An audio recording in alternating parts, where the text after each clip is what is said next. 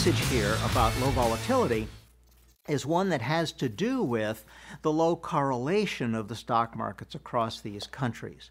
And when you look at low volatility of the major categories of world indexes, what you find is that the U.S. has a 36-month standard deviation of market movements of a little over 10%. That developed countries outside the U.S., it's a little over 12%. That emerging countries, it's a little over, well, almost 16%. But then, guess what? For the frontier countries, it's just a little over 11%. How can this be? Well, the answer to that is that these frontier countries move independently of one another. So investors in Botswana don't really know what investors in Bangladesh are doing, nor do they care. And when you combine 30 or so frontier countries, each of which may be moving up and down quite a lot, you have an end result, which is this low volatility. So we looked at, for example, the volatility of individual countries.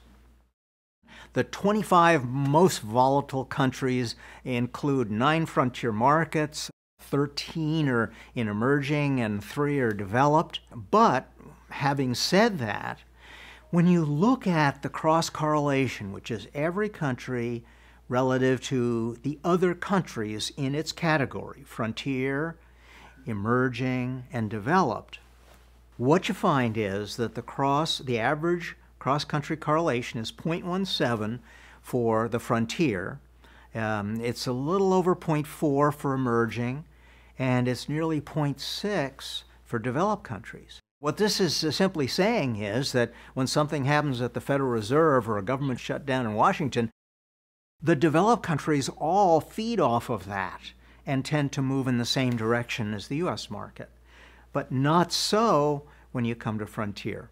They live in their own world, and so when you can add frontier to a portfolio, you get a real benefit in risk reduction, in reduction of the overall standard deviation, which comes from this low volatility. Well, the question of what do you look for when you go to these frontier countries, there's something that I like to call the walking around GDP.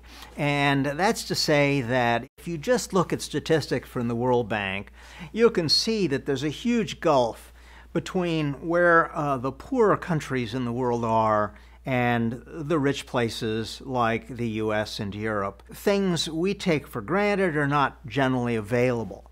However, as soon as you get off the plane, you walk around, you see people with cell phones. You see restaurants and bars. You see people active and vibrant, entrepreneurs on the streets, if you will. This walking around GDP gives you a sense that's very different from the notion of lassitude or laziness that you might get from just reading about frontier countries.